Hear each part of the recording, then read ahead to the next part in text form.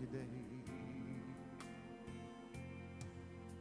ننتلع فيك يا سيدي ننتلع فيك وليك حتكون إرادتك għal-dan iż-żmien li ġej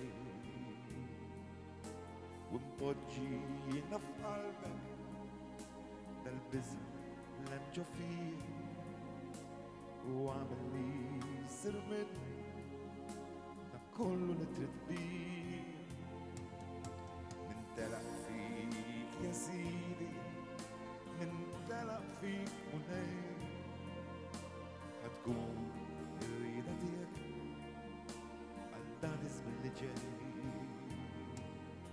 u mpoġġijina f'qalbek dal-biża l-hemm ġo fih u għamel li jsir minni dak kollu li trid bih telaq fik mulej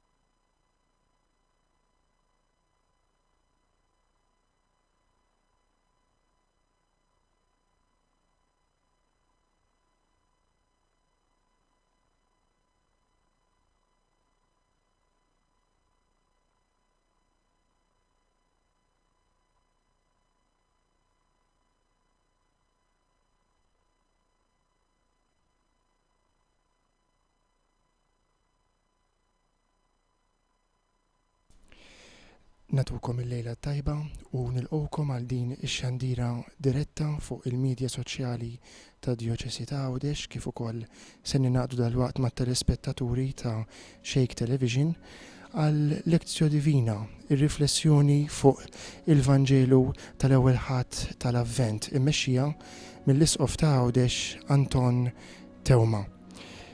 L-Isqof tagħna għadu kemm tagħna ittra pastorali x'miliet ġej fuqna. Ittra li fija jagħmel ħafna domandi għal riflessjoni tagħna u illi permezz ta' dawn ir-riflessjonijiet ta' kull nhar ta' ħadd se jipprova jweġibhom dejjem imdawlin mill-kelma ta' Alla fil-Vanġelu tal-ħadd li jkun. Għalhekk nistednukom tkunu magħna għal din is-sija li ġejja fejn se nirriflettu u nitolbu flimkien fuq il-kelma ta' Alla għalina illum f'dan l-ewwel ħadd ta' żmien qaddis tal-Avvent.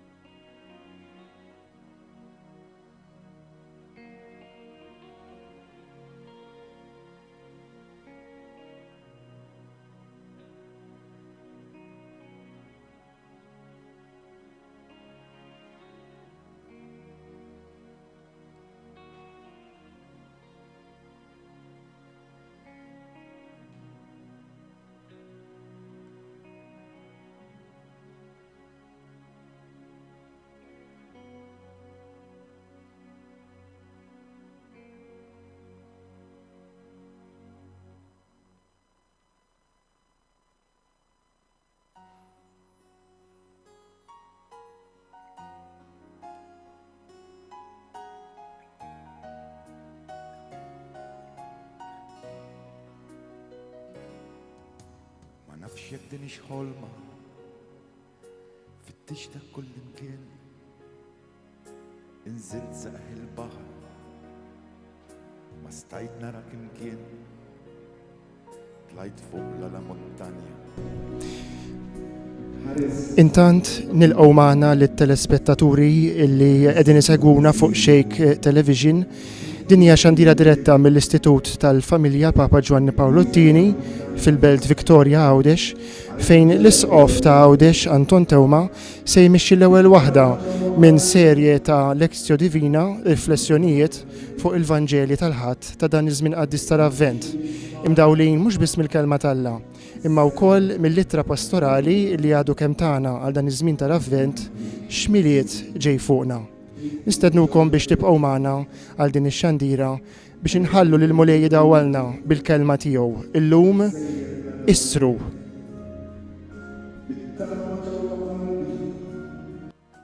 Li nilmħakin x'imkien x'in kważi kont tajt qalbi nistaqsi lil kulħadd il-maħlaq x'in ta' tfajjel il-tim abbandonat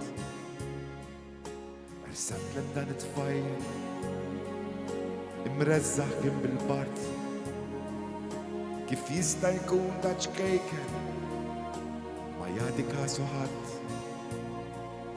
u x'ħin dan ħares lejha bid-dmuħ bqajt inġassat lamma kien ħadd ħlifsili il-Mulej abbandonat.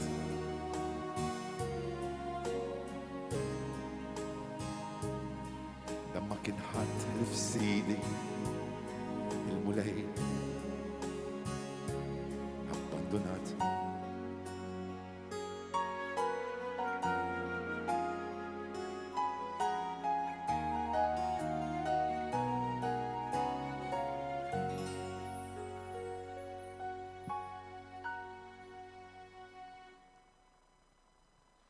B'isem tal-Missier u tal-Iben u tal-Ispiritu Santu. Amen. Nitolbu. Inroddu lek ħajr Missier li qed tagħtina dan id-don ta' żmien tal-Avvent biex jgħinna narfu l-jieli tagħna, id-dlam tagħna. Għax inti tixtieq tibgħat lil-ibnek id-dawl fuq fejn hemm id-dlam fil-qalb, fil-moħħ, fl-esperjenza tal-ħajja tagħna. Il-lejla Missier Qaddis nixtiequ nidħlu fil-fond ta' qalbna, nixtiequ nidħlu fil-fond ta' moħħna. Għax inti hemmhekk tixtieq tagħmel, inti hemmhekk tixtieq titwieled. Missier Qaddis, għatina li ma nibżgħux minna nfusna. Għatina li ma nibżgħux mill-lejl tagħna, mid-dlam sfiq tagħna. U ndawru l-qtuħ ta' qalb tagħna, ndawru l-biża' tagħna f'talba ħirqana. Ejja Mulej Ġesu, Maranata. Ibad fuqna l-Ispiritu Qaddis tiegħek il-lejla biex inħalluk tkellimna permezz tal-kelma, permezz ta' Ġesu, ibnek il-waħdini li jgħix fi saltan għal dejjem ta' dejjem. Amen. Inkantaw flimkien it-talba lill-Ispiritu Qaddis.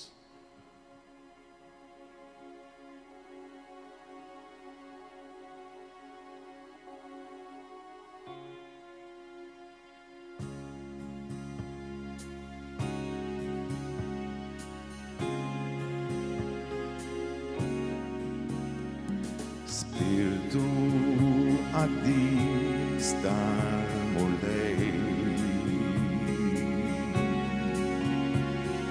dawwar lil-moħħna, lil-qalbna biż-żbien kun għalina ser milja ta' kull fer qawwi lil-ruħna Mulej. Spiritu tal-paċi ta' elf, Spiritu tal-paċi ta'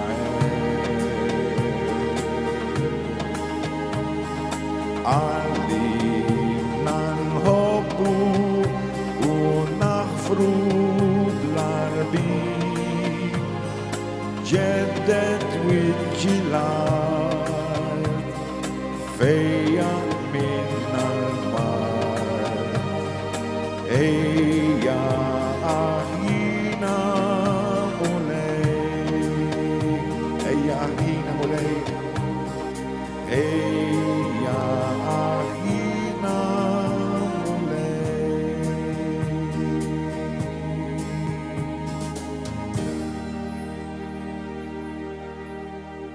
Nibqgħu bil-wieqfa nilqgħu bil-ferħ l-aħbar it-tajba bil-kant tal-Alleluja.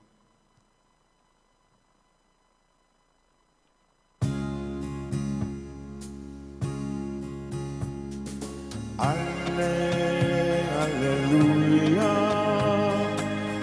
alleluia, alleluia, alleluia,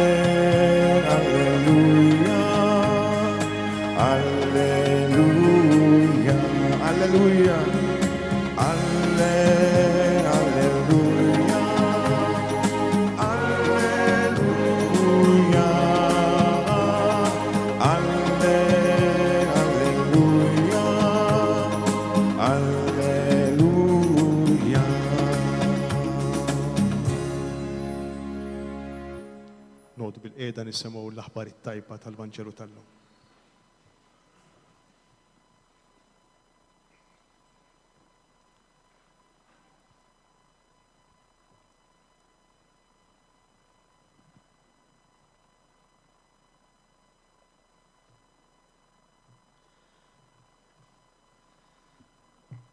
Qarri mill-Evanġelju skont San Mark.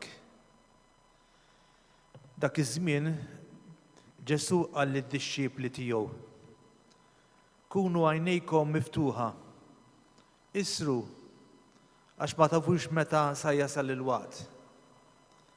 Jiġri bħal meta bniedem ikun sifer u telaq mid-dar. Iħalli kollox f'idejn il-qaddejja tiegħu, kull wieħed fuq xogħlu, u lil tal-bib jordnalu biex jibqa' jisar. Mela isru, għax ma tafux meta jiġi sit id-dar. Jekk hux fil-għaxija jew f'nofs il-lejl, jew x'in jidden is-serduk, jew inkella mas-seb, li ma jmurx jiġi għall-arrieda u jsibkom reqdin. U dak li qed ngħid lilkom qiegħed ngħidu għal kulħadd. Isru. Il-kelma tal-mulej. Tifħir lilek Kristu.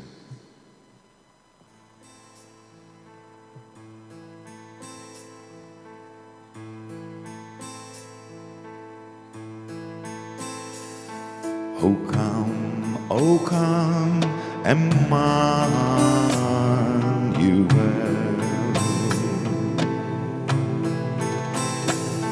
and ransom captive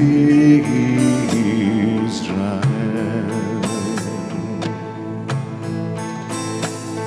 that mourns in lonely exile here, until the Son of God appears. Rejoice, rejoice, Emmanuel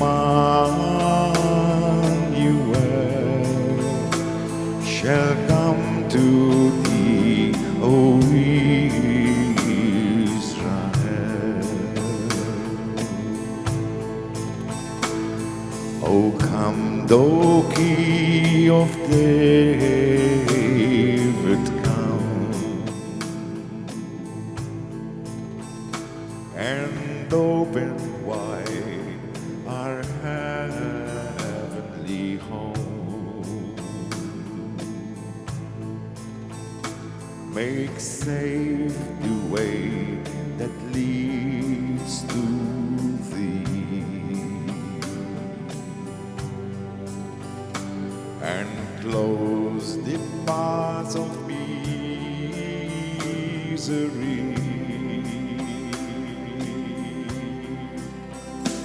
Rejoice, rejoice, Emmanuel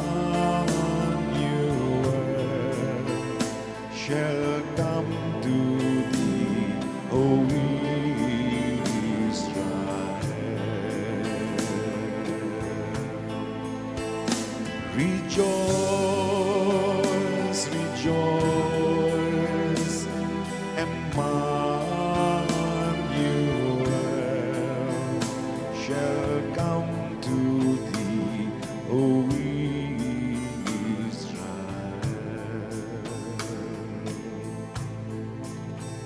Shall come to thee, O Israel.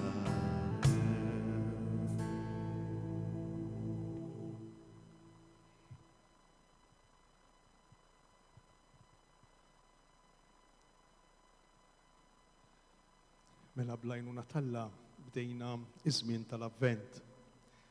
Il-kelma Avvent hija kelma bil-Latin, Adventus, u hija mislufa mid-dinja Rumana. Għaliex għax fi żmien Ġesu u qabel Ġesu fi żmien l-Imperu Ruman, meta xi uffiċjal tal-Imperu kien se jżur xi belt, xi pajjiż, l-avveniment il-ġrajja kienet tissejjaħ, kienet tiġi mħabbra bħala Adventus, ġej. U l-Knisja qabdet din il-kelma biex tuża tadatta għażmien ta' qabel il-milied, biex lilna wkoll tgħidilna li ġej. Mhux ġej l-Imperatur, mhux ġej il-Prokuratur Ruman, mhux ġej il-President, mhux ġej il-Prim Ministru, imma ġej Ġesu. Li hu aqwa minnhom il-koll, aqwa minna l-koll. U intom tafu meta tkun ġejja xi ras kbira, jibdew natfu t-toroq, jibdew jirranġaw xi parking, jibdew poġġu sew xi bankina, jibdew jirranġaw lawnu lem. Għaliex għax ikun ġej xi ħadd illi se jagħmel żjara, xi ħadd importanti, u allura b'xi mod ir-raħal il-belt irridu nippreparaw, trid tipprepara għal din il-miġġa, għal din iż-żjara. Ġesu fil-Vanġelu tal-lum jistiden lilna wkoll biex nippreparaw u juża tixbija ftit antipatika, it-tixbija tal-lejl, jitlobna nisru. Forsi l-lejla diġà l-fatt li qegħdin hawn u forsi min qiegħed isegwina fuq il-medja soċjali qiegħed jisar xi ftit b'xi mod għax żgur li jkun qed jagħmel ħaġa oħra dal-ħin anki intom mhux hekk ma tkunux hawn dal-ħin is-soltu. Kulħadd ikollu l-affarijiet tiegħu x'jagħmel, jew forsi diġà qegħdin taħsbu biex tistrieħu, biex torqdu. Allura lejla b'xi mod qegħdin nisru il-fatt li qegħdin hawn u l-fatt li min qiegħed isegwina minn fuq it-television jew minn fuq il-Facebook.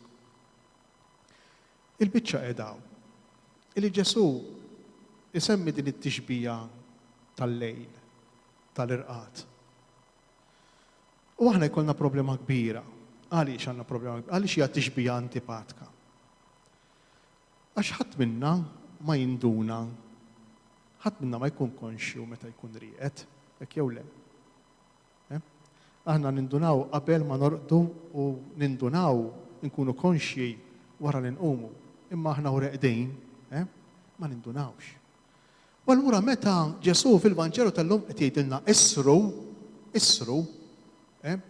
u jekk aħna ma nafux li reqdejn, forsi reqdejn, u ma nafux li reqdejn, din il-kelma isru qumu għalina ma tfisser xejn.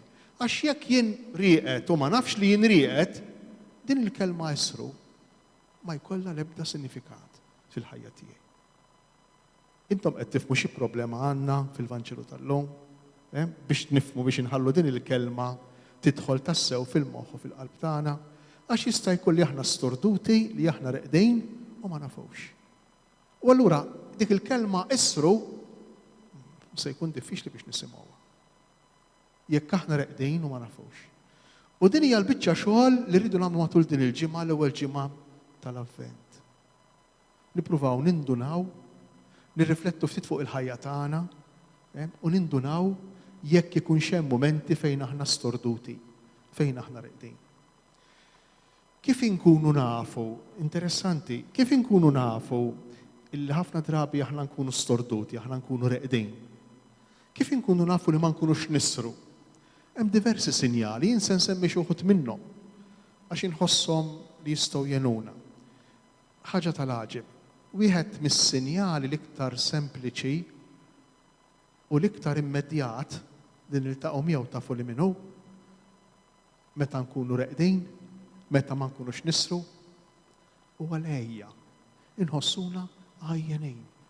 Interessanti għax reqdejn, ma nafux li aħna reqdejn, u allura nħossuna għajjenin. Kif jistgħu jmorru ma' xulxin? Li tkun rieqed u fl-istess ħin tħossok għajjen. Jekk aħna reqdejn, jekk aħna storduti, jekk aħna maħniex ngħixu l-ħajja kif qiegħed jitlob minna l-mulej, jekk aħna qegħdin ngħixu l-ħajja b'mod aljenat, issa naraw ftit bliema modi nistgħu ngħixu l-ħajja b'mod aljenat. Wieħed mis-sinjali l-iktar li nistgħu nħossuha is-sinjal tal-ejja. Inħossuna għajjenin. Sinjal ieħor huwa in-nuqqas ta' appetejt. Jekk qisu l-ħajja ma jibqala xejn sabiħ li jattirana. Ħlief xi affarijiet żgħar. Waħda, tnejn, tlieta, imbagħad tixba minnhom u terġa' tfittex. 4, 5, 6 u titerġa' tfittex. Dawn huma sinjali mela l-fatt li jiena nħossni għajjien u l-fatt li nħossni mingħajr appetejt. Il-ħajja ma tibqax tagħtini gost u rrid infittex bil-fors kull darba xi ħaġa speċjali, partikulari li tagħtini gost. Inkella il-ħajja tiegħi tkun flat, pjatta. Dak huwa sinjal li jista' jkun li rieqed, jista' jkun li minix nisar, jista' jkun li stordut. U kif inkunu storduti fil-ħajja? Hemm ħafna eżempji ta' kif nistgħu nkunu storduti. Ma nkunx stordut jien jekk nimmaġina li il-ħafna xogħol se jagħmilni kuntent, ma nkunx stordut, ma nkunx rieqed, imma ma nindunax ma nindunax. Għax tant ninqabad fija, u xek il-ġirja tax-xogħol, tant ninqabad fija, li ngħid mhux hekk il-ħajja, mhux kulħadd hekk jagħmel. U inkun rieqed, stordut u ma nindunax. Ma nkunx rieqed jien meta nimmaġina u xek illi l-isbaħ u l-aħjar fil-ħajja u li jkollok ħafna ġid, u li jkollok ħafna flus, u li takwista, għaw u hemm u wien. Ma nkunx rieqed u stordut jien u nkun qed nimmaġina li nista' nkun kuntent u nista' ma nkunx iktar għajjien meta nakwista iktar u fil-fatt ma triq inkun qiegħed nitkisser, inkun qiegħed nitfarrak. Ma nkunx stordut jien meta nimmaġina li l-familja tiegħi ilha waħda li qatt tista' teżisti fid-dinja. M'hemmx oħrar minnha. U nibda nimmaġina li s-sabiħ qiegħed kollu l-barra, qiegħed kollu x'imkien ieħor. Mhux għandi, mhux għandna, u allura nibda nfittex il-barra. Ma nkunx stordut jien meta m'iniex kapaċi napprezza kull mument sabiħ li ngħix flimkien mal-familja tiegħi. U nistgħu nibqgħu sejrejn. Hemm diversi tipi ta' stordiment. Pereżempju San Pawl fl-ittra l-Efesejn jgħidilna li jkun stordut minnu minn għalih li bir-rabja, bil-prepotenza, bil-poter se jkun kuntent, se jakkwista lill-oħrajn. Se jkollu ħafna nies li jġibulu rispett. Aljenazzjoni, stordiment. U jkompli San Pawl, isemmilna is-sokor, isemmilna l-aljenazzjoni fit-baħrit. Anki dawn huma modi ta' kif aħna nippruvaw insolvu kultant u tant din lejja li aħna nġarbu għax aħna reqdejn, għax ma nisrux. U allura l-Vanġelu tal-lum, l-ewwel qabel kollox irid iġib niftijaj lilek lil kull wieħed u lil kull waħda minna biex jgħinna nindunaw, jgħinna nistaqsu. Imma il-lejl tiegħi x'ismu, ir-raqda tiegħi x'isima, fejn jien rieqed u ma nafx, fejn jien stordut u ma nafx. Jiena naħseb illi l-ewwel qabel kollox il-lejla f'dejn l-ewwel ġurnata tal-Avvent, l-ewwel ħadd tal-Avvent, iridu nsibu risposta sodisfaċenti għal din il-mistoqsija. Il-lejl tiegħi x'ismu, id-dlam tiegħi x'ismu, in-nas tiegħi x'ismu, fejn jien stordut, l-istordiment tiegħi x'ismu. U jistgħu jkunu ħafna affarijiet kif diġà semmejna. Meta nkunu storduti li jiġrilna li l-ħajja ma ngħixux fil-milja tagħha. Meta nkunu storduti ħafna drabi inħallu l-emozzjonijiet tagħna, is-sentimenti tagħna jiġru bina. Dak li nħoss fil-mument, dak hu li nħossni buttat nagħmel u malajr. Meta nkunu storduti, ħafna drabi li jiġrilna hu illi il-feedback tal-oħrajn, dak li jgħidulna l-oħrajn, imexxina fil-ħajja tagħna, fl-għażliet tagħna, fid-deċiżjonijiet tagħna. U mhux tant dak li nixtiequ aħna, dak li rridu aħna. Inkunu kontinwament ikkundizzjonati mill-ambjent ta' madwarna, mis-soċjetà ta' madwarna, anki meta dejn poġġina f'postijiet fejn ma rridux, tatina toroq li ma rridux nimxu. U aħna nħossuna bħal sfurzati, u għalhekk imbagħad lejja, għalhekk imbagħad in-nuqqas ta' update, u s-sinjali l-oħra li semmejna ta' meta nkunu storduti, meta nkunu reqdin u ma nindunawx. Jekk aħna nirrispondu għal din il-mistoqsija llejla, allura nistgħu nħallu l-kelma tal-la tkellimna tas-sew. Jien fejn jien stordut? Jien fejn jien rieqed? Alla fejn hu fil-ħajja tiegħi? Il-valuri tal-Vanġelu fejn huma fil-ħajja tiegħi? Il-Vanġelu qiegħed imexxini f'ħajti jew inkella moħħi, ir-raġuni ta' moħħi, jew arwar is-sentimenti li nħoss fil-mument.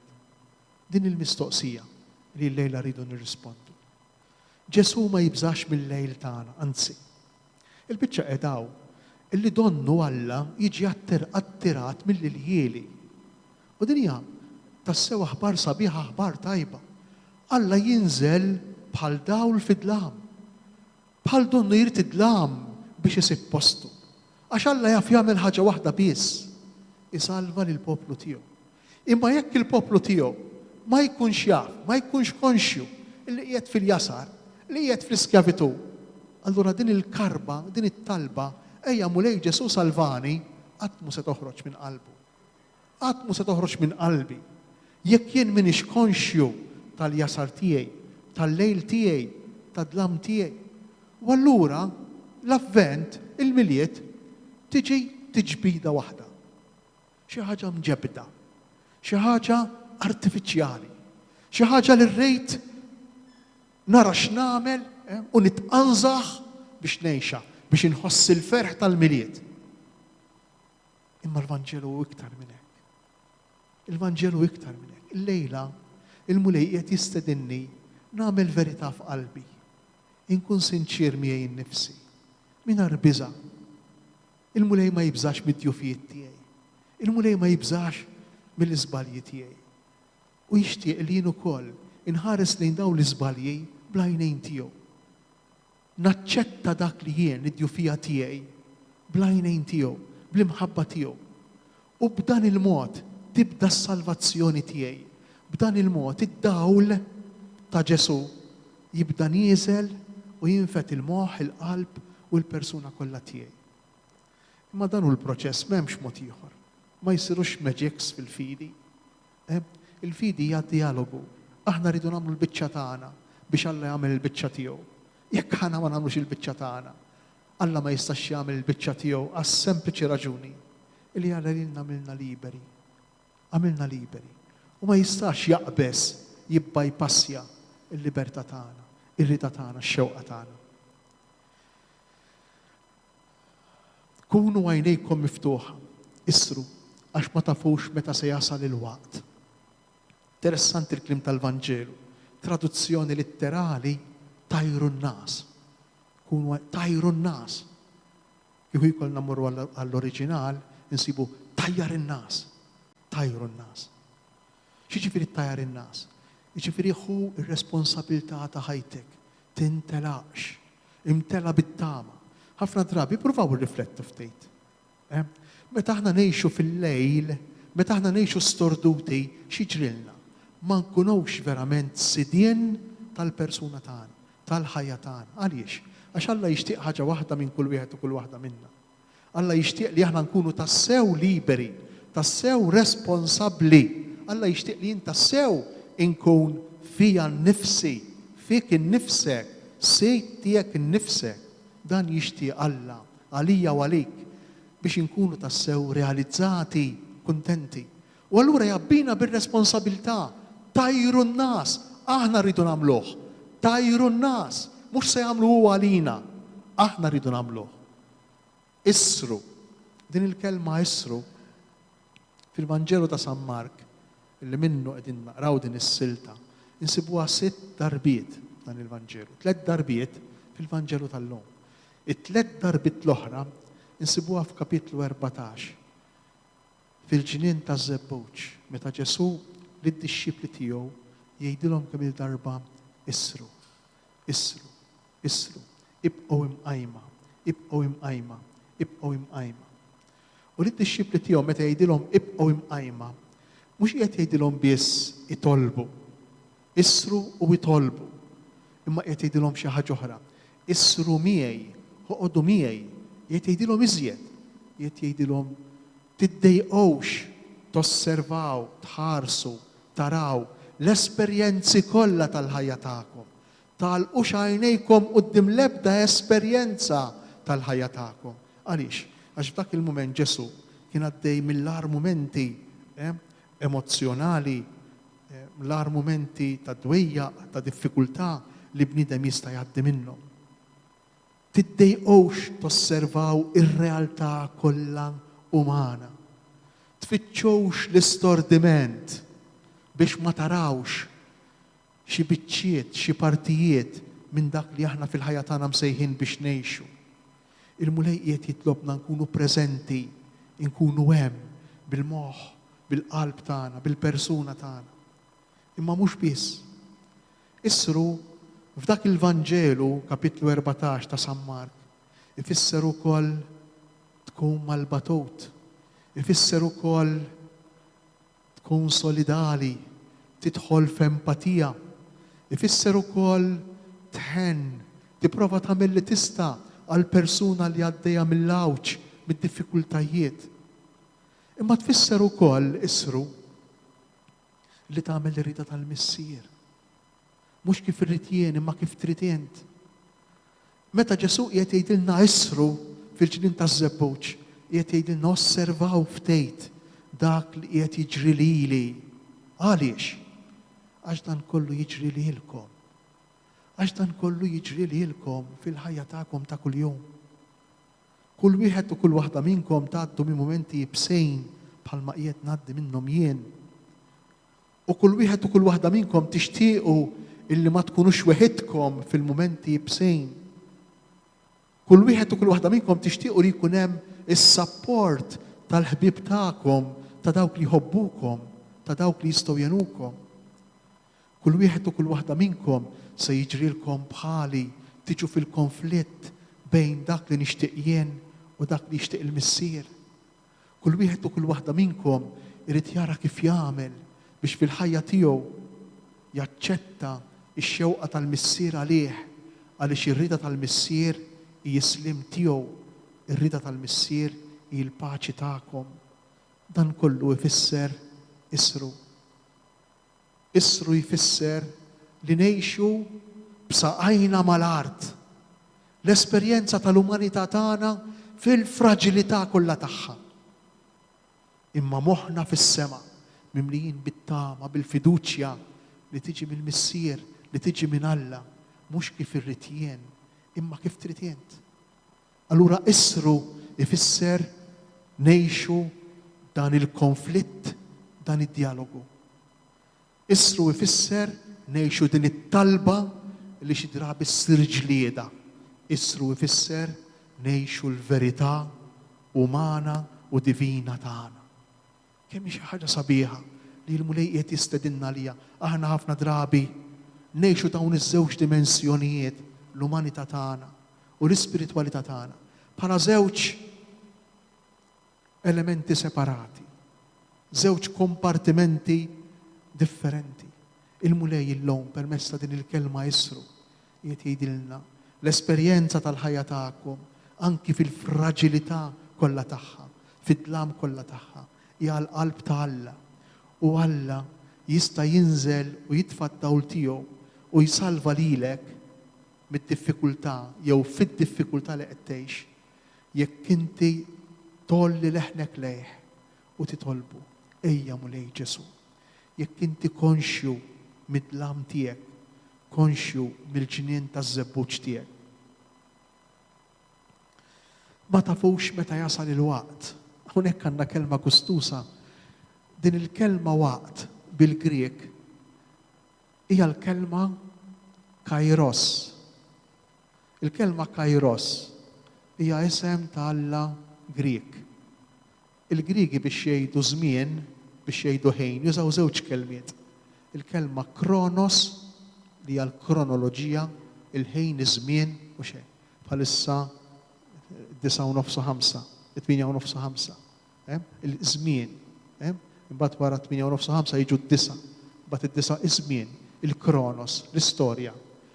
Imbagħad il-Griegi għandhom kelma oħra, il-kelma kairos, illi hija wkoll isem ta' Alla Grieg, ta' Alla tal-mitoloġija. U dan kairos, dan Alla Grieg, kien gustus, għax kien erej ma kellux xar. U kellu biss troffa xar fuq in-naħa ta' quddiem ta' rasu, ta' moħħu, f'moħħu. Il-biċċa kienet qedaw li fil-mitoloġija Griega dan il-kairos, dan l-Alla partikolari, biex jaqbduh, kull ma ridu jagħmlu sempliċiment jaqbduh minn din it-troffa xar li kellu quddiem, il-bqija ma kellekx ċans taqbdu lil dan Alla kairos. Fil-lingwa Griega, il-kelma kairos bdiet tfisser il-moment opportun. Jekk jaħrablek dak il-moment opportun, jekk jaħrablek il-kairos, jekk ma taqbax dik it-troffa tax-xahar, l-okkażjoni telqet ħarbet, ma terġax tiġi. U din il-kelma kairos, il-kelma waqt, hija tradotta bil-kelma kairos. Lilna tpoġġilna ħafna responsabilità. Ma tpoġġinix fil-biża, għax Alla tagħna mhux tal-biża naraw aktar il-qudiem. Alla tagħna u Alla tas-salvazzjoni, Alla tal-ħelsien, u għalhekk qegħdin hawn il-lejla, għalhekk ġabarna flimkien biex jagħtina kelma ta' ħelsien, kelma ta' salvazzjoni. Ma qiegħed jgħidilna l-mulej li jekk aħna ma naqbduhx dan il-mument, jekk jaħrabilna dan il-waqt, nkunu tlifna okkażjoni fil-ħajja tagħna. U l-ħajja tagħna mimlija okkażjonijiet fi kliem ieħor ħalli niftehmu. Kull mument li aħna ngħixu storduti, kull mument li aħna ngħixu rieqda, kull mument tal-ħajja li aħna ma nisrux fih, x'ikun inkunu tlifnieh. Inkunu tlifna żbuħija, tlifna l-intensità ta' dan id-don kbir, id-don tal-ħajja. Ta' dan is-sem, il-ħajja hija sem mill-ħajja ta' Alla. Hija sem mid-divinità. Inkunu tlifnieh. U l-mulej ma jixtieqniex nitilfuh. Laqqas l-ebda waqt, l-ebda kairos, l-ebda mument. U tant din il-kelma kairos imbagħad ħadet din it-tifsira tal-okkażjoni li ma trix titlef illi tiġi tradotta ħafna drabi fit-teoloġija, fl-istudju dwar Alla, tiġi tradotta bil-kelma grazzja. Il-kelma kairos tfisser grazzja, il-mument tal-grazzja. Dak il-waqt li jekk ħarablek lilek mhux se jerġa' jiġi.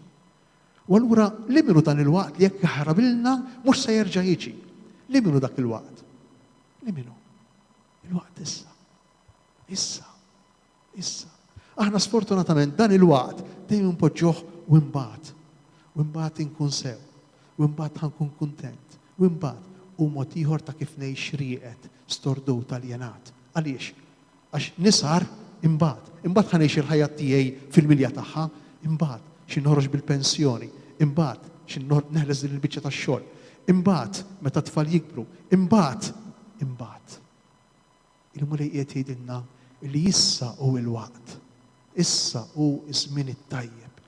Issa hu l-waqt il-kairos tas-salvazzjoni. Issa. Il-mument li qed ngħixu issa. Tgħid li għaddej minn diffikultajiet kbar. Tgħid li għaddej minn problemi bħalissa. Ftakar Ġesu fil-ġnien taż-żebbuġ. Issru.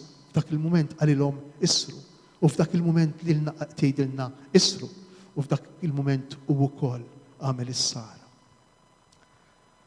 U jkompli l-Vanġelu bħal meta bniedem ikun sifer u telaq mid-dar, jħalli kollox fidejn il-qaddejja tiegħu kull wieħed fuq xogħlu u li tal-bieb jordnalu biex jibqa' jisar.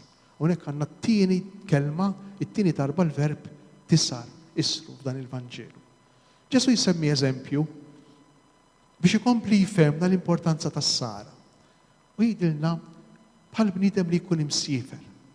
Il-bniedem li jkun imsiefer għalkemm apparentement ikun telaq ma jkunx hemm imma jkun għadu preżenti. Ma jkunx spiċċa. Ma jkunx spiċċa. Ħafna drabi li jiġrilna hu illi għalkemm aħna f'ċertu momenti tal-ħajja tagħna niġu konxji mill-preżenza ta' Alla f'ħajjitna u dawk ikunu momenti ta' sara, imma hemm momenti oħra illi fihom aħna lil Alla nimmaġinawh telaq. Imma mhux biss telaq u għadu hemm preżenti, telaq u sparixxa, mhux se jibqa' preżenti fil-ħajja tagħna. U allura x'nagħmlu? X'nagħmlu? Nitilqu bir-rankatura tas-soltu.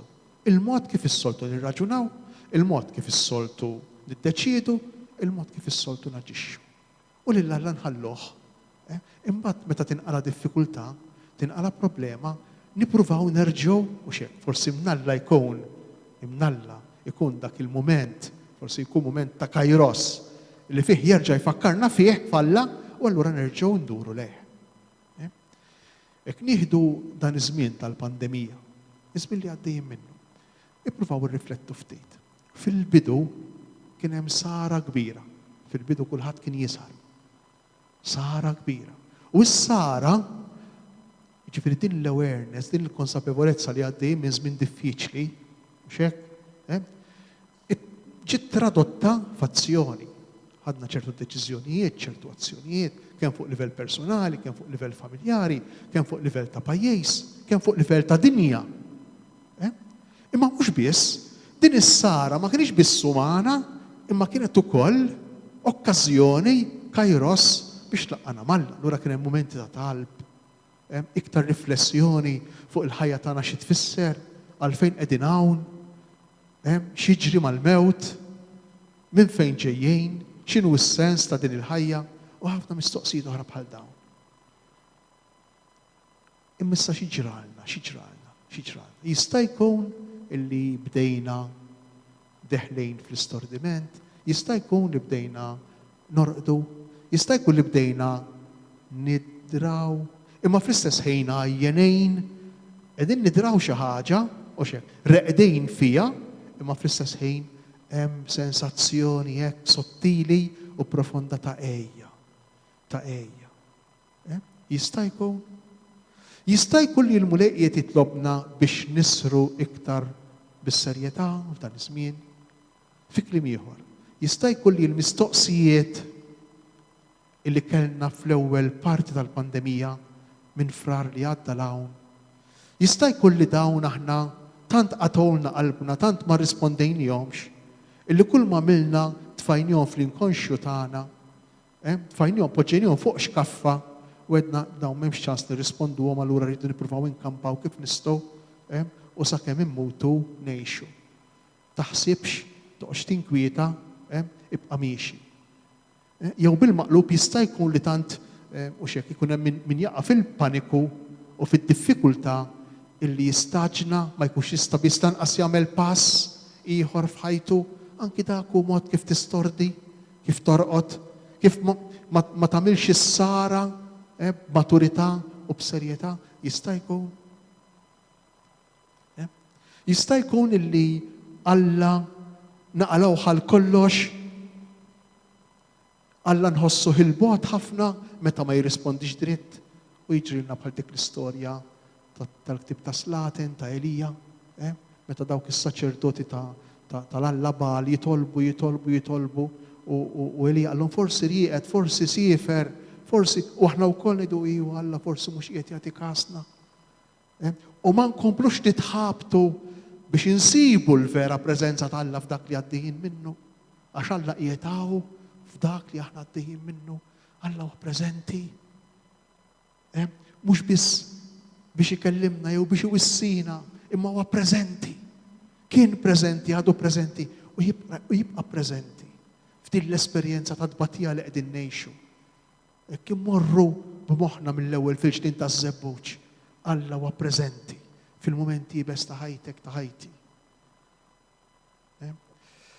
ma nafx tinnotawx, imma meta aħna nistordu umanament, meta ma nibqgħux naħsbu umanament u nidħlu fir-rankatura tal-ħajja tagħna ta' kuljum, laqas nibqgħu naħsbu falla. Imorru ħafna flimkien. Ħafna flimkien. Meta jien ngħix u xek fuq livelli profondi ħajti ma nkunx artifiċjali, kollox ta' barra sub ngħix teatrejn. Imma naħseb nirrifletti, anki nkun konxju minn dak li qed inħoss, mis-sabiħ, mill-ikraħ, mit-tbatija tiegħi ta' sħabi ta' madwari, faċli iktar li jidħol Alla. Faċli iktar li nsib lil Alla, meta jien ngħix għal jien għadu stordut lil Alla mhux se nsib. Alla jkun imsiefer, ikun dbiet, telaq. Imma le, Alla tagħna mhux imsiefer, mhux imbiet, Alla qiegħed hawn. Alla qiegħed hawn. Il-problema hija waħda. Illi il-bieb, it-tieqa li minna jista' jidħol f'ħajti il-lowm għaddej minn xi għaddej hija s-sara li jinnisar. Is-sara, ir-riflessjoni, il-konsapevolezza dak li jien għaddej minnu.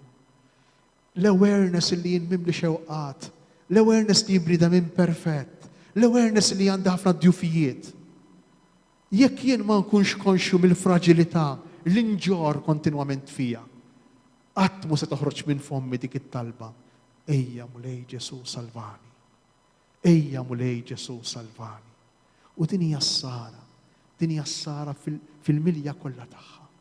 Dan hu li qed jistenna minna l-mulej Ġesu matul dawn l-ewwel ġranet tal-Avvent, matul din l-ewwel ġimgħa tal-Avvent. Ġesu fil-Vanġelu jrina b'mod ċar illi din is-sara mhix obbligu biss, mhix dover biss tad-dixxipli. L-ewwel li d-dixxipli jgħidilhom issru għal lid-dixxipli tiegħu. Imma hi xi ħaġa li għandu jagħmel kull individwu, kull persuna. Iħalli kollox f'idejn il-qaddejja tiegħu, kull wieħed fuq xogħlu. U lil tal-bieb jordinalu biex jibqa' jisar. Mhux biss lid-dixxipli, mhux biss lill-grupp b'mod ġenerali, b'mod kollettiv, imma b'mod iktar personali, b'mod iktar individwali. Jiġifieri jara xi ħadd minna hawnhekk iħossu close maqluħ il-barra minn din is-sejħa ta' Ġesu isru. Lilek iwa lilek, lili. Lil kull wieħed u kull waħda minna, lil kull individwu, bismu u b'kull jomu, bismek u b'kull jomok, lilek. Il-mulej qiegħed jgħidlek isar. U jsejħilna għaddejja Ġesu. Kemm hi sabiħa din l-espressjoni għaddejja. X'jiġifieri tkun għaddej? Din hija u x'hekk hija waħda mid-definizzjonijiet, waħda mill-karatteristiċi li juruna li min l-identità tal-Kristjan. Il-Kristjan minnu x'inhu l-Kristjan? X'inhu l-Kristjan? Il-Kristjan huwa għaddej. U bniedem bħal ħaddieħor imma il-ħajja tiegħu, ix-xogħol tiegħu ta' kuljum mur taħdem. Għadha se tmorru għax-xogħol fil-għodu, minn mhux lif, mhux hekk. Forsi l-lejla baqalkom x'tagħmlu d-dar, mhux forsi żgur ħafna minnkom. Bat niltaqgħu mal-ħbieb, bat fejn imorru nixtru nagħmlu x-xirja, dak kollu li nagħmlu. Kif nagħmlu jien? Il-mulej qiegħed jagħtini in-nota illi permezz tagħha jien irid indoq id-diska tiegħi fil-ħajja tiegħi ta' kuljum. Li min din in-nota? Il-qadi, il-professjoni tiegħek fuq ix-xogħol tiegħek tagħmel x'tagħmel. Nagħmluh bħala għaddejja, mhux bħala sidien, mhux bħala proprjetarji, imma bħala għaddejja kemm hi sabiħa. Kemm hi sabiħa din id-definizzjoni li jagħtina l-mulej Ġesu. Tagħna l-bnedmin, int għaddej, kull wieħed u kull waħda minna, għaddejja. Il-mara għaddejja tar-raġel, ir-raġel għaddej tal-mara. Il-mara u r-raġel għaddejja tal-uliet, l-uliet għaddejja ta' xulxejn u għaddejja tal-ġenituri. Il-kol għaddejja ta' xulxejn. Din hija l-komunità, id-dar il-ġdida, sit id-dar li jħalli li jsifer, din hija d-dar li jrejt, din hija l-komunità li jrejt Ġesu minn kull wieħed u kull waħda minna. Komunità ta' għaddejja, komunità ta' nies bil-fardal. Interessanti għax din il-kelma għaddejja Ftit qabel insibuha f'kapitlu 10 ta' dan il-Vanġelu ta' San Mark. U jgħidilhom Ġesu, jgħidilhom hekk l-apostli. Kienu qegħdin jitlommu bejnietom min se jkun l-ikbar. U hija l-ġlieda ta' kuljum, ta' kuljum. Il-ġlieda ta' min se jkun l-ikbar ta' kuljum. Fil-familja ta' min se tgħaddi, fuq ix-xogħol min se jikmanda ta' min se tgħaddi. U kull fejn inkunu mal-ħbieb ta' min se tgħaddi hija l-ġlieda li tant nagħmluha li anke hemmhekk lejl dlam ċappa storduti fija, storduti. Allura ma nistgħux nisru għax storduti fija. Il-ġlieda tal-poter. Ftit qabel da qed jiġġieldu bejniethom id-dixxipli. Minnu li inti kbar, jien ilni iktar miegħu, jien iktar iddefendejtu, inti dakinhar ħarabtu tlaqt, jiena dakinhar mort ngħin. Nikkummedjaw bejnietna u xejn. Kemm nagħmlu għadej. Nikkummedjaw bejn. U Ġesu jmur fuqhom jgħidilhom. Il-kapijiet u l-mexxejja tan-nazzjonijiet dawk jaħkmu fuqhom. Imma fostkom għandu xi jkun hekk. Il-kbir fostkom għandu joqgħod wara kulħadd u jkun il-qaddej ta' kulħadd. Għax bin il-bniedem ma ġiex biex ikun moqdi, imma biex jaqdi. U meta jgħid bin il-bniedem, mhux qed jgħid għalih biss, imma qed jgħid għal kull bin il-bniedem, għal kull bin Adam. Għal kull wieħed u kull waħda minna aħna ġejna hawnhekk biex naqdu. Imma mhux naqdu fis-sens ta' peace, fis-sens ta' jasar, fis-sens ta' skjavitu, le. Kieku id-dinja kemm tkun differenti. Kieku il-ħin kollu jkollna fina din it-tensjoni li naqdu li xulxejn. Din nipprova nagħmlek ftit iktar kuntent minn qabel. Li meta tiġi ħdejja nixtieq li inti titla' aħjar minn kif ġejt. Dan hu l-qadi li jitlob minna Ġesu kemm xi ħaġa sabiħa. Kemm tkun dinja isbaħ u aħjar, kemm ikun avvent ta' veru, jekk aħna nippruvaw impoġġuh fil-prattika fil-ħajja tagħna ta' kuljum. Kull wieħed fuq xogħol, kulħadd għandu x-xogħol tiegħu, kull wieħed u kull waħda minna għandna x-xogħol tagħna u lil tal-bib jordinalu. Din il-kelma tafu li ma nsibuha qatt iktar fil-Vanġelu ta' San Mark, qatt iktar. Ġesu meta jitkellem fuq dawk li jgħidulhom kmandamenti u xejn, il-kmandamenti l-kbir li tħobb lill-Alla u lill-proxmu qatt ma jsemmi l-kelma tordna, tobbliga, le. Imma din hiwa. L-unika darba li jsemmi il-verb tordna u ma xiex waħlu mas-sara. Ġesu jordnalna nisru, ma ngħixux storduti, ma ngħixux aljenati. Intom tafu bħali ta' illi sfortunatament jista' jkun qed nrabbu ġenerazzjonijiet ta' storduti. Storduti fl-istudju. Kemm għandna studenti pereżempju illi ma jilagħbux xi stordiment. Kemm għandna studenti pereżempju illi qatt ma jaraw ix-xemx ta' barra, qatt ma jaraw is-siġar. Fil-verità ħlifnu fuq l-iskrin. Kemm għandna studenti pereżempju illi qatt ma ħallejnihom ibatu sa meta kienu żgħar u llum meta jaffaċċjaw id-batijiet jaqgħu fi kriżi kbira u jridu jkomplu jorqdu. Ikomplu jgħixu fl-istordiment u allura jfittxu biex jistordu. Jista' jkun illi aħna wkoll għandna idea żbaljata ta' kif għandha tkun il-ħajja tagħna f'din id-dinja jista' jkun. Jista' jkun li aħna wkoll mhux huma biss, imma forsi aħna qed ngħaddulhom din id-dinja ta' lejl twil, illi min naħa jaljenawhom mill-problemi u d-diffikultajiet veri, imma min naħa l-oħra qegħdin jgħixu fil-ħolm, mhux f'dinja reali, mhux f'dinja ta' veru, jista' jkun. Naħseb li l-mulej jridna tassew bnedmin b'saqajna mal-art, jridna bnedmin kuntenti bil-ħajja tagħna. Jridna bnedmin illi kapaċi noħorġu l-potenzjal kollu tagħna. Jekk għandna moħħ li jaħseb u jirrifletti, jekk għandna qalb li tħoss, jekk għandna ġisem li għandu l-potenzjal tiegħu, tisar ifisser li inti tħaddem dan kollu, ma tissagrifika xejn mill-persuna tiegħek.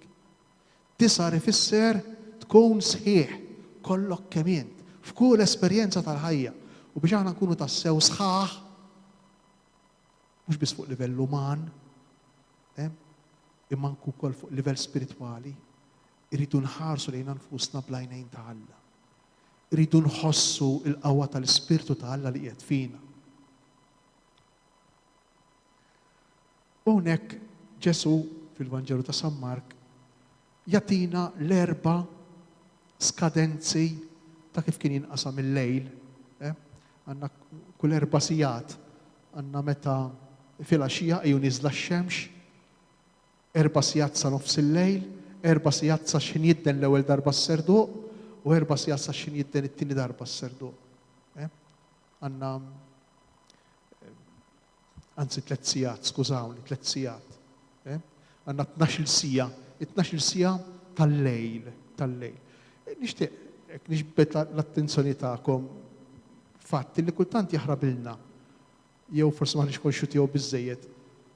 Id-dinja semitika kellha idea tal-ġurnata differenti ħafna minn tagħna. Aħna l-ġurnata kif tibda?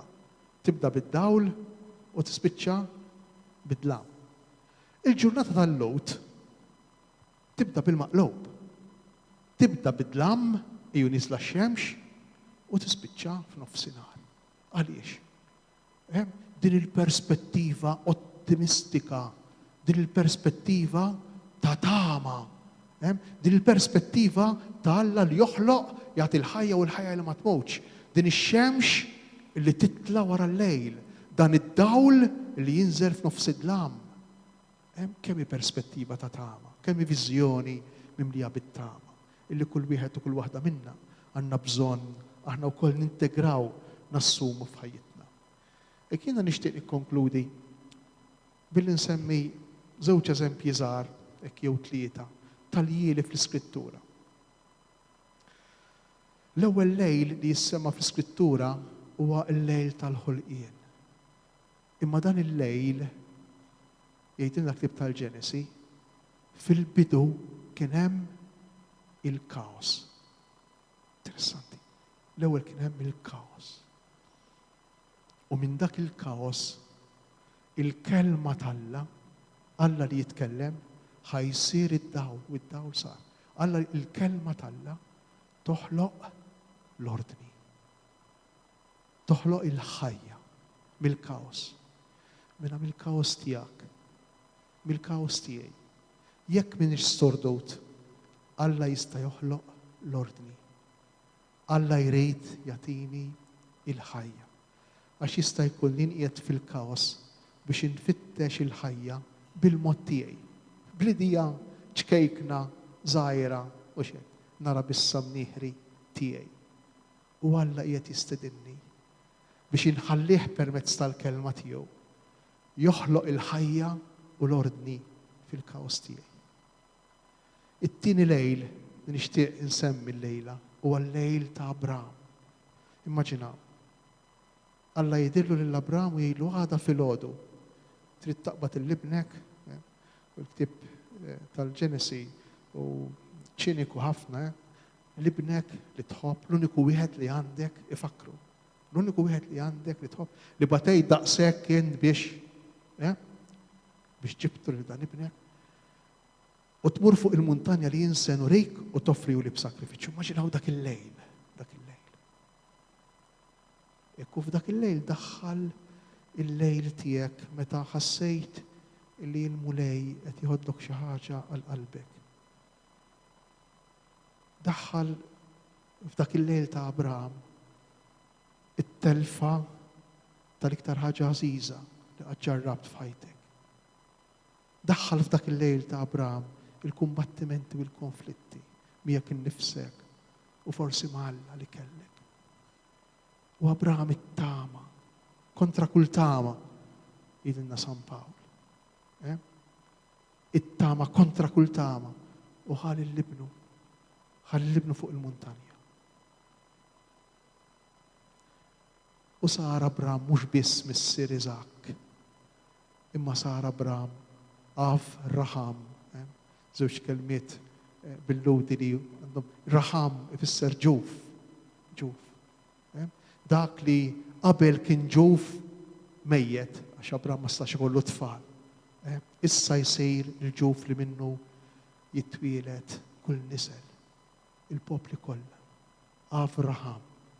Jibdillu ismu Avraham. Missier il-ġnus kollha. Meta fada lill-Alla, meta telaqlu lill-Alla saħansitra l-iktar ħaġa għażiża u li jagħmel ħajtu kollha jistinka lija u li kisser keddumu kemm il-darba Abraham minħabba f'dil ħaġa. Tiftakruha l-istorja ta' Hagar. Il-clashes li kien ikollu ma' Sara mal-mara tiegħu u fl-aħħar Sara qalt ngħidlek x'nagħmlu. Qalt mur ma' Hagar, is-siftura. Qalt bad it-tifel ikun qisu tagħna, imma x'qisu tagħna. Meta twilet it-tifel Hagar tilfet ir-raġuni u kaċċiet lil Hagar, skużawni, Sara, il-mara ta' Abraham, tilfet ir-raġuni u kaċċiet lil Hagar u lil Ismael l-tifel tagħha fid-deżert u salvawhom l-anġlu tal-mulej. Ġifri għadda minn trampi u minn problemi Abraham. Sakemm wasal għal dan il-moment li jagħtih l-iktar ħaġa għażiża għalih. Mhux għax Alla hu sadiku, mhux għax Alla hu kattejf, le, imma għax Alla jridna bnedmin tas-sew. Għax Alla jistmana tas-sew. Alla jagħtina l-libertà ta' veru, l-ħelsien ta' veru. Lejl ieħor u nispiċċa bih. Lejl ieħor sabiħ fl-Iskrittura. U għal-lejl li jagħmel Ġakob jiġġieled ma' Alla fuq ix-xtut ta' xmara Jabbok meta kien dieħel fl-art imweda lilu wara li telaq. Ġakob kien wieħed minn dawk in-nies determinati, tarasu. Tafu kemm kien tarasu, maranzjuh Laban, immarka lil waħda mit-tfal tiegħu, u għal din niżżewweġ. Lil Rakele għal din niżżewweġ u Laban daħak bih. Taħ lil Lija lill-ewwel waħda. Wara 7 snin xogħol għal Rakele, Ġakob spiċċa biex kellu jitwikka b'Lija. Allura jgħid jiena nagħmel jilek Ġakob, noqgħod 7 snin oħra, sa x'inta tagħtini lir-Rakele. U baqa' 7 snin oħra jaħdem. 14 sena jaħdem għal-mara li ried. Mbagħad ħarab telaq dritt. Ara kemm kien bniedem ta' rasu determinat. U jiltaqa' ma' l-anġlu tal-mulej propju fuq ix-xmara Jabbok. U l-anġlu qalu le ma tgħaddix minha. Ma tibqax għaddej. U Ġakob biġġielidlu lill-anġlu tal-mulej. Kemm il-darba jien u int ngħaddu minn irieri bħal dawn. Iridu nkissru l-ħitan. Iridu ngħaddu u x'hekk. Minn fejn ma nistgħux ngħaddu. Kemm il-darba aħna wkoll rridu nitelgħu mal-imkaħħal ma' postijiet li ma nistgħux nilħqu u niġġieldu mal-anġlu tal-mulej. Tant li jibdillu ismu l-anġlu tal-mulej u jsejjaħlu Is-Sara-El, Iżrael, jissara ma' Alla. Il-kelma Iżrael, tissara ma' Alla. U għadda Ġakob, imma għadda b'wirku miksur, kisirlu koċtu waqt il-ġlieda. Kemm anki aħna wkoll, kemm minna inġorru t-tifkiriet tal-ġlidiet li jkollna fil-ħajja, tal-ġlidiet tal-ħajja, tal-problemi tal-ħajja li ngħaddu minnu. Alla fejn ikun f'dawn is-sitwazzjonijiet. Jew nitolbuh lill-mulej fil-ġranet tal-avvent li qegħdin nibdew biex inkunu nies ta' Sara. Fi kliem sempliċi nies ta' Sara jfisser nħadmu moħħna. Nies li jħadmu moħħhom. Nies li ma jħadmux biss qalbhom, però nies li jħadmu wkoll qalbhom. Nies li jħadmu jdejhom. Inkunu nies ta' veru. Dan li jixtieq minnek il-mulej matul l-avvent. Jixtieqna nirriflettu fuq dak li ngħaddu minnu. Jixtieqna ma nagħmlux ma nibbajpassjawx, ma nagħmlux shortcuts.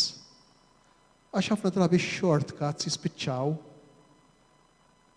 biex iduru kontra tagħna, biex inweġġgħu aħna stess bihom. Fil-ħajja, inweġġgħu aħna stess bihom. Eżempji sempliċi. Jekk jien il-ħaġa xogħol ma stinkajċ għalih jien, imma għamilt shortcut taw li xi ħadd ieħor, dik it-tbatija illi qabel kont imbati kieku biex preparajt ruħi għal dak ix-xogħol, ħajkolli imbatija wara, m'hemmx tagħmel. Ħajkolli u jekk ma mbatijiex jien, se jbatija ħadd ieħor minħabba fija. M'hemmx tagħmel. M'hemmx shortcuts fil-ħajja. Ħajja tal-istordiment, ħajja tal-iljili. Il-Muliqiet jitlobna biex nisru.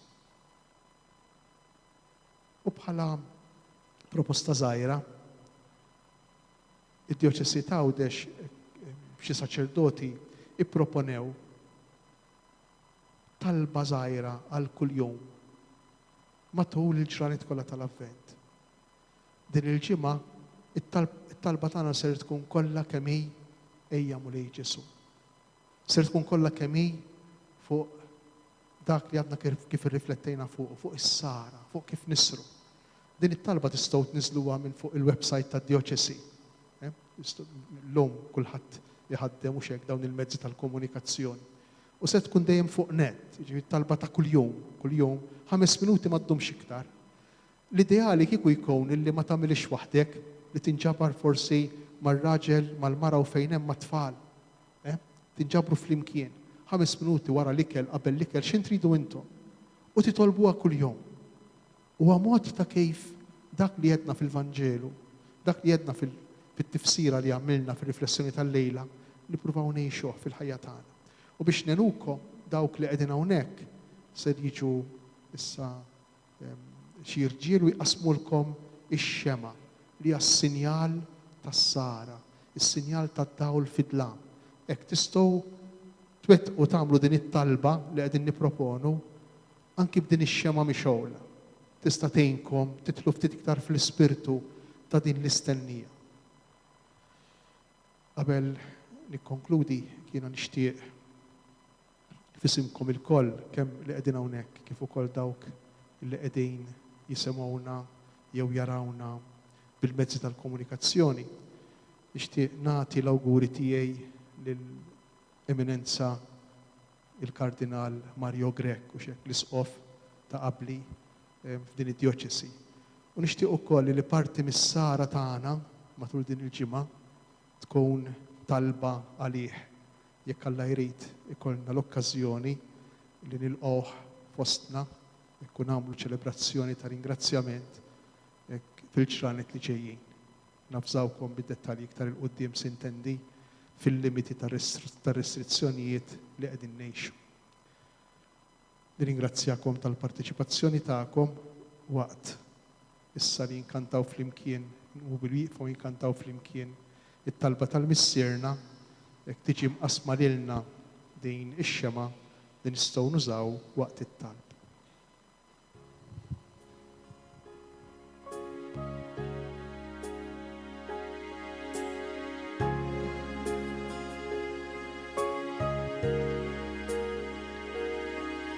Missierna, Abba missierna, missierna اللي ينتي في سماوي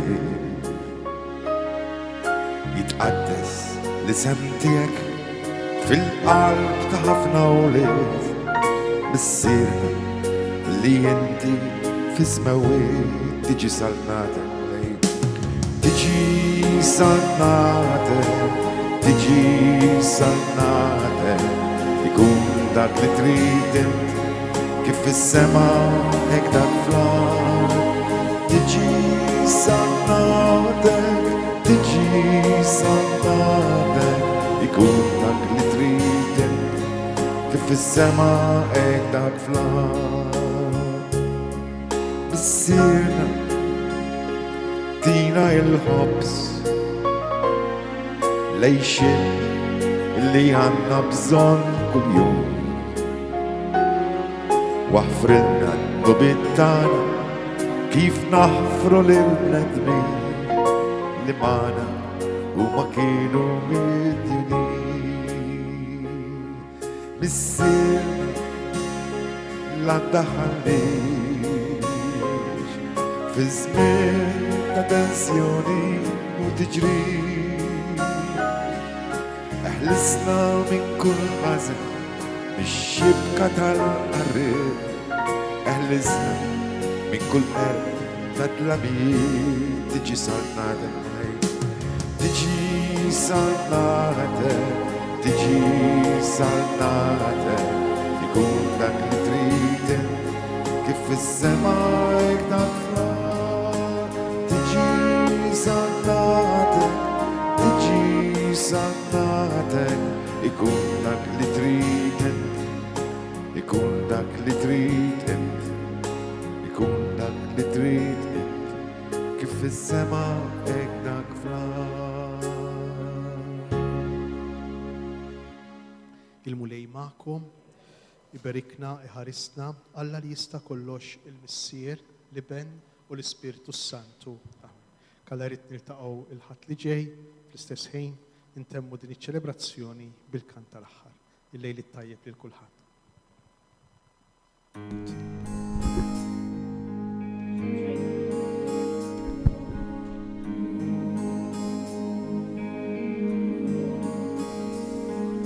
ħarist madwari ma rajtx li f'niket ma rajtx li f'demmu dmur l-aħwa jitqatlu miljuni jibatu l-ġuħ poplu kontriħor razza kontroħra kullu kontra kullu